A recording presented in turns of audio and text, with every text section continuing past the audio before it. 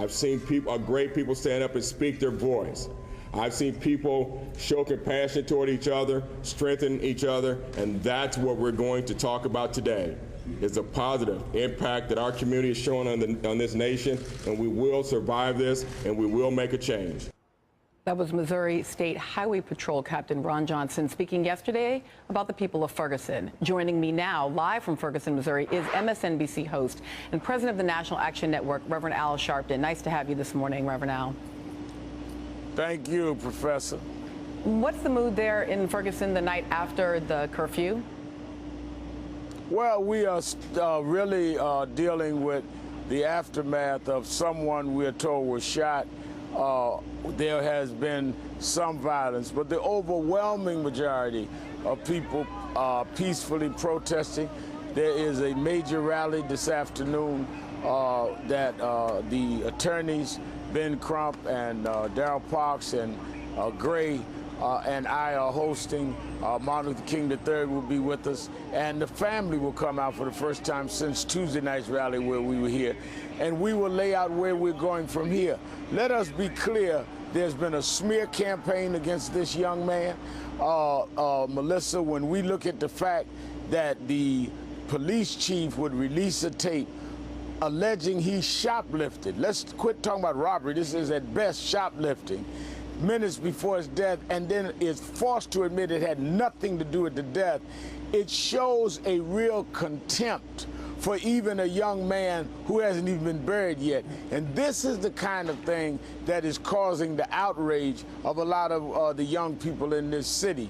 We are saying to them that we understand and share your anger, but don't go mad and don't get ahead of the family's pursuit of justice. So we're dealing with all of that while we're calling on the Justice Department. This is a defining moment. Can America deal with how it's policing its citizens? This is what's going to come down to here. Eric Garner's case in New York, the case of Pinnock in L.A., is America's got to come to terms with policing. That's the overall challenge here. Reverend Sharpton, this does feel to me like a defining moment, and clearly you are calling here on the Justice Department, which is, of course, headed by Attorney General Eric Holder, of course, overseen by our own president, President Obama. There is a Democratic governor, Governor Nixon, there in Missouri, who called yesterday for that curfew, who spoke to Andrea Mitchell earlier today about exactly the issues that you're talking about in terms of the smearing of this young man. But let me ask you this. If it is a defining moment for our nation, is it specifically a defining moment for the Democratic Party? Well, I think it is a defining moment for both parties. One, I think that we've got to see whose side is on the side of protecting the civil and human rights of people. What is interesting to me is we've heard the president twice from vacation. We've heard the Attorney General and want to hear more. But where are the ones that want to be the Democratic candidates? I've not heard from Hillary Clinton. I've heard from Rand Paul. But where's Jeb Bush and others? So those that seek to be president cannot have laryngitis at this time and expect us to forget that when it comes time to vote. So it's a defining moment in our politics. It's a defining moment in our nation. The world is looking at how we police ourselves. While we lecture others around the world about their police state, we cannot come off like we have one.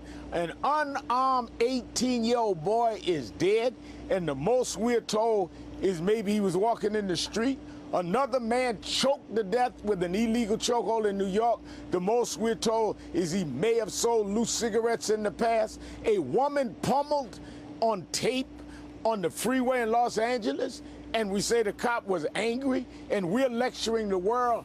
How will America be defined, and how will those Democrat or Republican that seek to lead this nation tell us how they will lead in this area? If they can't lead in this area, can we trust them to lead the nation? It's an interesting point that you draw there, especially when you mentioned the Clintons, who, of course, were major supporters of Governor Nixon there in Missouri, and who you do feel like if there is going to be a Clinton 2016 run, that there may be questions to be asked about how Governor Nixon's record may reflect on her own understanding about what is appropriate police behavior in this state. Reverend Al Sharpton in Ferguson, Missouri. As always, thank you for your work. Thank you for being on the ground there, and thank you for joining me this morning. Thank you, Professor. We have much more on the story from Ferguson, Missouri. Stay with us.